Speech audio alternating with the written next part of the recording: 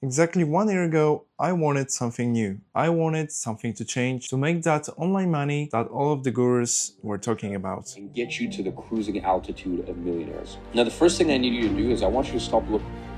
Screw it. I'm gonna do it.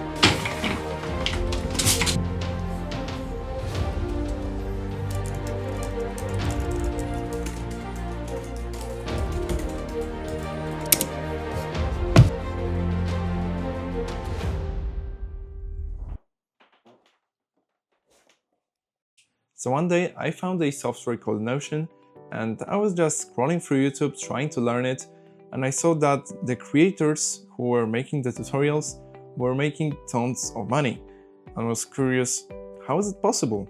Then I found the Notion template gallery and I found out that people are getting rich by simply selling simple Notion pages. And I wanted to try this too. So now I want to give you a recap so that you can see whether this is for you or not. So you're probably expecting a number, and I must say that I'm sorry to disappoint you, but the harsh truth is that I made a whopping $54 for the whole year. That's it, only $54. And you're probably going to click off right now, but if you haven't, well, I hope that you will get something out of this, because I'm going to tell you everything that I learned, what I could have done better, and what are my plans for the future. But first, let me tell you about my 1 year journey. It all started in 2023. That's when I set up my Instagram account. And I called it an awful name. Unfortunately, I called it Notion Lecture, since I wanted it to be related to Notion. And yeah, I wanted to create like lecture for Notion, it was like something like this. And I also wanted to relate this to architecture, because I thought that I could architect my templates, but this name was hard to pronounce. And if you're starting something like this and want to do like a brand, you should absolutely avoid names like these. And I later realized that it would be better if I started a personal brand. Alright, but I set up that Instagram account, I recorded a reel, and then I started a Gumroad store and launched my first template, which was called Teacher OS. Then I posted some tips and tricks about Notion, and I didn't really get many views, because this kind of content doesn't perform really well. So I didn't grow much. Then I realized that I should start a personal brand rather. So that's when I turned Notion Lecture to my current account, which is just Victoriato. And then I also started all different social medias, such as Twitter. I launched more templates. I will give you a list of all of them, because it would take too much to show you all of them, and I still had no success. Then 2024 started, and I thought that I would record a video for Scholarsuit, which was my template for students, and I found that this is what I like doing the most. And then I switched from Instagram and Twitter to YouTube. And that got me more visits, and it allowed me to get my first sale on Gumroad for a whopping $5. It was the sale of the Teacher OS. And then I also opened an Etsy shop, and I put all my paid templates there, and I got a sale for $49, and that's pretty much all of my revenue. And it brings us to now that I'm recording videos, and I'm planning for the future for 2025, and Notion is going to be less of a priority. But if you want to learn more, I encourage you to watch the whole video.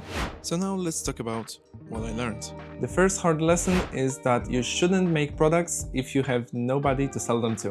When I first started, I made a template for online tutors. I was going to be a tutor myself for a small amount of time, and I wanted a way to manage all of my students. And I put it online, and it turned out that literally nobody wanted it. Only after like 7 months somebody bought it, and I was shocked because it was really cheap and I thought that it was very good quality. But it turned out that online tutors did not really need that kind of software, and I even gave it to my friends and they weren't really using it. So it turned out that it wasn't really a purposeful product. And I sadly did not learn from it. I tried to aim my products at students later, but they were still paid and they didn't really want to put their money into something like this, especially if they could have found something a little worse but free. So whenever you try to make something, make absolutely sure that you have an audience for it, otherwise you will end up just like me. I spent many hours trying to polish those templates and make them as good as possible, and nobody wanted it, so they failed. So how do you make sure that there is an audience for a product? So the first way would be to simply start creating content and build an audience, and it would be wise to start it before you make your first product, so that you know what your audience needs, and you can gently push that idea and ask some questions and hopefully get some responses. The other way would be to simply ask your friends and colleagues around, see if they have some kind of a problem that you could fix, or maybe they could point you to someone who has that problem so you can propose your idea to them. But I don't think that's as effective as the content strategy, because when you make content, you get people from all around the globe that could benefit from your ideas, and here you're limited to the people you know. Sadly, I didn't know any of that, and I did things the other way around. I first needed to make that genius template idea, and then I showed it to my friends and they were like, "Oh, that's so cool!" And they never used it again. Now the second lesson is even more important than the first one, and I really wish I knew it earlier. It will probably help me avoid feeling drained and exhausted at times, and it's finding something that will keep you always fully engaged. You see, making Notion templates got pretty repetitive after some time. You have to put some kind of a task manager in literally every single one. You also have to throw in some widgets and style everything up in callouts and dividers and all of that stuff that I shown in the Notion aesthetics video. And yeah, it got pretty boring, because when you do it like for the 100th time, you don't want to do it anymore. It was really exciting at first because I was just learning it along the way, and making those templates meant that I could show off to my friends and even make videos about it. But right now, I don't really feel the same thing anymore. You see, Notion isn't really my main thing, because I'm also a full-time computer science student, and it turned out that I did not enjoy it as much as I do programming, for example.